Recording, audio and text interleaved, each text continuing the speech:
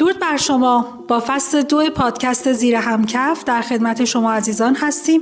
به همراه جناب مهندس پناهی عزیز و ادامه گفتگومون رو خواهیم داشت در خصوص مباحث سازمان، رفتار سازمانی و مدیریت.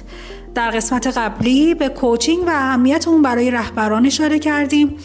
موضوع از اونجایی جالب شد که از کوچینگ به عنوان یکی از شاخصهای رهبری صحبت کردیم، اما در مورد مدیریت چنین صحبتی نداشتیم و در این قسمت در خصوص تمایز بین مدیر و رهبر چیست مایلیم گفتگوی ویژه‌ای داشته باشیم. چرا در قسمت قبلی ما کوچینگ رو جزو صفات یک رهبر به حساب آوردیم؟ جناب آقای پناهی عزیز بفرمایید، در خدمتتون هستیم. متشکرم. خوشحالم که در این قسمت هم در خدمتتون هستم. ما اگر بخوایم تعریفی رو ارائه کنیم در خصوص تمایزهای بین در واقع مدیر و رهبر، این مبحث مبسوطیه که جاهای مختلف زیادی در موردش صحبت شده، تعاریف بسیار زیادی در مورد این قضیه وجود داره، ولی اگر بخوایم خلاصه این مبحث رو در یک جمله بخوایم خلاصه کنیم، اینه که رهبر میتونه توانایی‌های افراد رو بیدار کنه، در راستای هدفهای سازمان خودش قرار بده که یک بازی برد با سازمان خودش داشته باشه. یعنی اهدافش که برآورده میشه همون اهداف سازمانی پرسنل خودش هستش. یعنی افراد با یک شوق درونی، با یک اشتیاق درونی برای رهبر کار میکنن، در صورتی که ممکنه در جایگاه مدیر اون مدیر طبق یک قوانین ریاضی و یک قوانین مدیریتی بتونه خروجی عملکرد رو از پرسنل داشته باشه و پرسنل هم راضی باشن و حتی اشتیاق هم در راستای کار داشته باشن. ولی توی ذهن پرسنل که مدیر دارن، هدف خودشون با هدف سازمانشون ممکنه دو تا چیز مختلف باشه، که من به هدف سازمانم برسم که اون حقوق منو بده، من بتونم به اهداف شخصی خودم برسم. ولی اون شوق درونی که رهبر ایجاد میکنه و اون الماس درون رو که در موردش صحبت کردیم به فرد نشون میده و اون هدفش رو در راستای هدف سازمان قرار میده، اون یک هنره. یعنی از جنس علم نیست، از جنس هنره. میگن در واقع رهبری یک در واقع هنر هستش که از علم مدیریت میتونه استخراج بشه. این در واقع اون خلاصه موضوع تفاوت بین رهبری و مدیریت هستش از دید من. خیلی عالی. آیا تلفیقی بین مدیریت و رهبری هست؟ یعنی لزوما هر مدیری میتونه یه رهبر باشه یا باید به یک سری شاخصهای خاصی مسلط باشه؟ رهبری بعضی جاها، حالا جالب اینجاست که جو بیشتر بر اینه که رهبر خیلی تواناتر، رهبر باشیم مدیر نباشیم. اصلا این گونه نیست. توی خیلی از سازمان‌ها توی چرخه سیکل زمانی سیکل عمری سازمان که توی دروس در واقع بهش اشاره میشه، توی هر جایی از سیکل عمر سازمان و اون موقعیت بعضا نیاز به مدیر هست، نیاز به یک نظم دهنده وجود داره، نیاز به کسی داره که اون نظم منابع انسانی خودش رو بتونه در راستای اهداف فقط سازمانش فورس کنه و ایجاد کنه. و توی یک جاهای خاصی و یک موقعیت‌ها و یک سازمان‌هایی به خصوصی هستش که رهبر میتونه که ارتقاء سازمان رو خیلی تسریع کنه.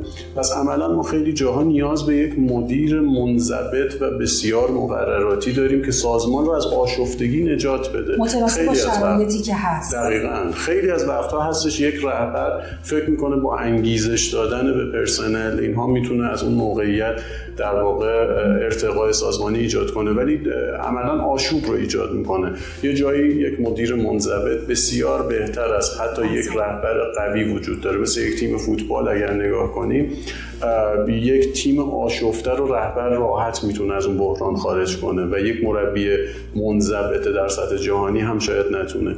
ولی یک جایی که یک تیم قدرتمندی وجود داره، یک مربی با استاندارد خیلی بهتر از کار میکنه تا یک رهبری که در واقع فقط بتونه انگیزش رو ایجاد کنه. پس البته این در صورتیه که ما رهبر و مدیر رو یه تفکیک بخوایم قائل بشیم. بعضی دیدگاه‌ها وجود داره رهبر و مدیر یکی هستش، مدیر حتماً باید به توانایی‌های رهبری هم در واقع دسترسی داشته باشه و جزو مهارت‌های خودش قرار بده.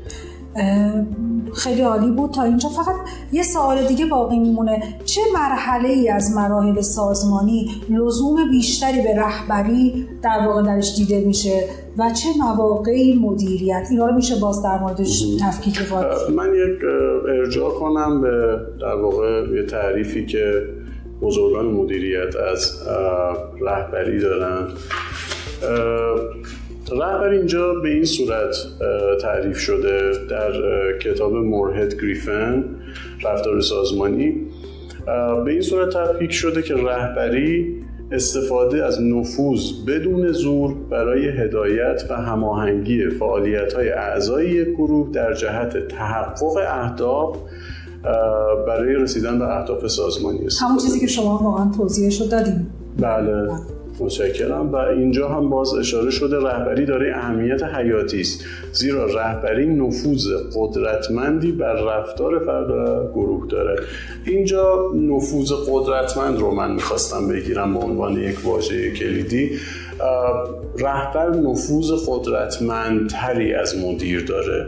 اینجا من یه چیزی رو اضافه میکنم، یک دسترسی یا اکسس قدرتمندتری داره که شاید یه جایی که مدیر احساس میکنه من بریدم دیگه، سازمان دچار آشفتگی، ما دچار مشکل شدیم، نیاز هست اونجا یک رهبر بیاد تفویض اختیار بشه و در واقع بتونه اون دسترسی رو به قلب افراد، به اون انرژی های خفته سازمان پیدا کنه و اون انرژی ها رو بیدار بکنه و سازمان رو به مرحله دیگه ببره. حالا برمیگردم به سوال شما در خصوص اینکه کی نیاز هست. یه زمانهای محیط بسیار اغتشاش داره، مثل محیط‌های سازمانی که الان ما در این دنیا باش مواجه هستیم. به نوکیا اشاره میکنم. اگر نوکیا توی اوج قدرت خودش یک رهبر می داشت که بدونه که زمان عمر محصولش داره تموم میشه و الان باید یه جهش کنه، اون ترس ها، اون عدم اعتماد به نفس سازمانی رو که به وجود اومده بود و اون ترس باعث میشد توی اسلوب های گذشته حرکت کنن، شاید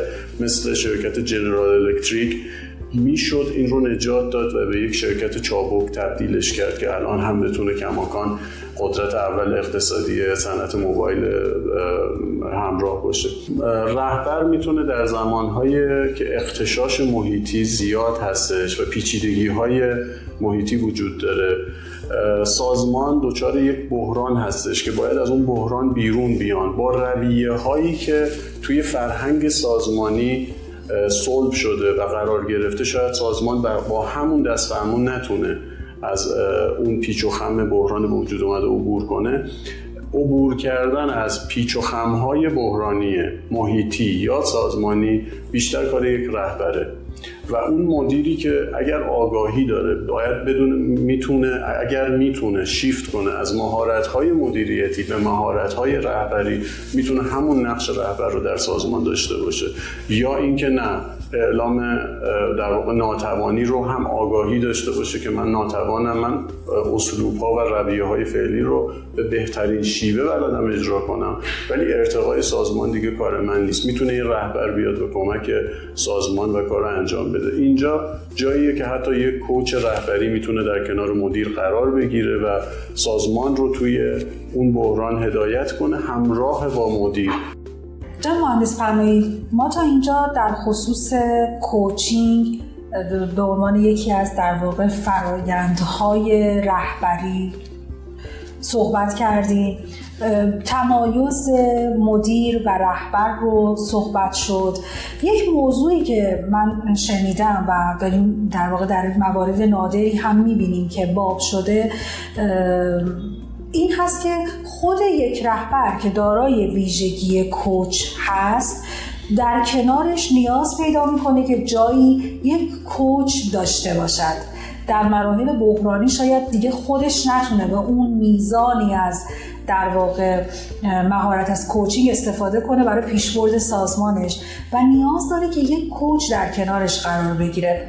شما اینو تایید می‌فرمایید واقعا لزومش هست و کجاها هست که یک رهبر خودش به کوچ نیاز پیدا میکنه؟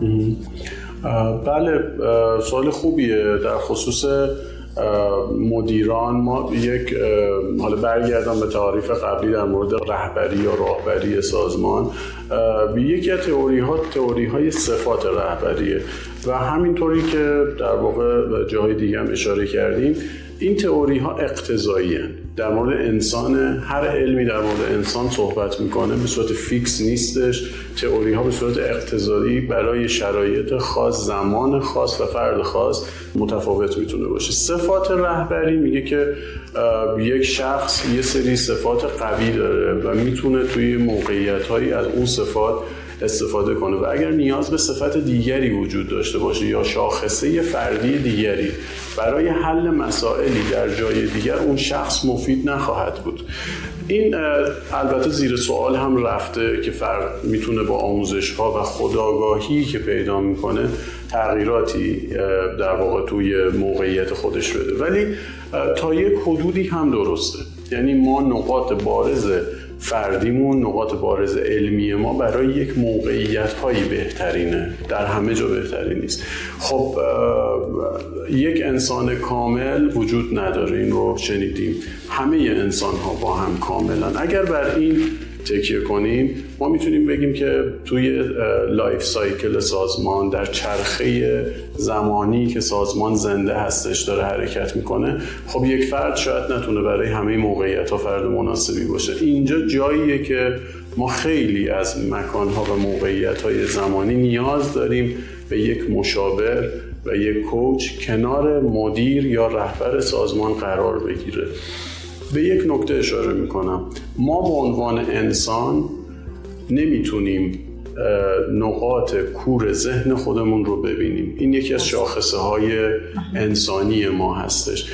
اون نقاط کور یکیش اینه که ما نگرشی بر روش تصمیم گیری خودمون نداریم.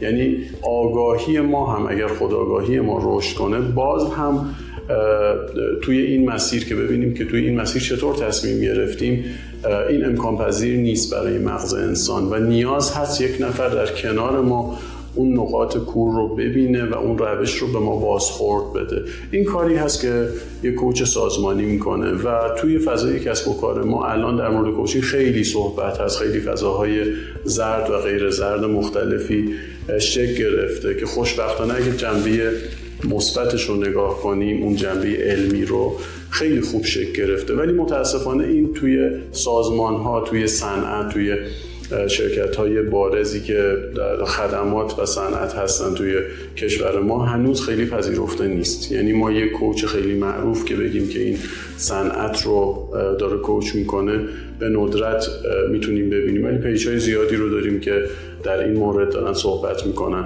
امیدوارم زمانی باشه که پیدا بشه که سازمان‌های ما بتونن از این فضا استفاده کنن و از این مهارت توی سازمان‌ها در راستای حل معضلات سازمانی استفاده کنن. من که یه تعبیری میافتم، مثل این میمونه که خب کوچی که در کنار ما هست ما رو از کالبد خودمون بیرون میاره، در یه فضای بالاتر قرار میده، خودمون رو و توانایی هامون رو به خودمون نشون میده، چه نقاط قوت چه نقاط ضعف، اهدافمون رو هم باز مقابل خودمون قرار میده و نشون میده که در کجای این مسیر هستیم. یعنی یه جور بازنگری در مورد در واقع عملکرد خودمون، توانایی هامون، مسیرمون از کوچی که در کنارمون هست میبینیم.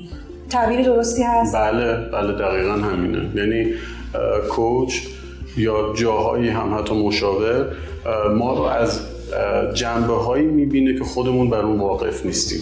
مثل لباسی که ما بر تنمون می‌کنیم، کتی که می‌پوشیم، با اینکه خودمون اونو پوشیدیم ولی بعضی وقتا ممکنه مثلا یقه کتمون برگشته باشه و نفر مقابل ما اینو می‌بینه. از این تعبیر ساده استفاده کنیم و به اون پیچ و خم‌های پیچیده ذهنی هم نگاهی داشته باشیم. خب خیلی بدیهیه که توی این پیچ و خم‌های در واقع پیچیده ذهنی ما اگر یک شخص کنار ما باشه که مهارت در واقع مشاوره و یا کوچینگ رو داشته باشه، بتونه ما رو بسیار آگاه کنه و در راستای رسیدن به یک خودآگاهی نسبی ما رو کمک کنه. ممنونم، متشکرم. گفتگوی خیلی خوبی بود. امیدوارم که بینندگان و شنوندگان ما هم ازش استفاده برده باشن گفتگو بسیار بحث بازی هست، رهبری و راهبری و تمایزش با مدیریت، اینکه کجاها و این خودش مهارتی که ما کجاها مدیر باشیم، کجاها رهبر باشیم، کجاها از ویژگی مدیریت استفاده کنیم، کجاها از ویژگی‌های رهبری، قطعاً به بحث گسترده است. ما اینو انشاءالله در فصل‌های بعدی پادکستمون اگه موافق باشید ادامه میدیم تا به نقطه‌های روشن‌تری از این موضوع برسیم. قطعاً بس افتخاره در خدمتتون هستیم. ممنونم. انشاءالله تا فصل‌های بعدی. بدرود.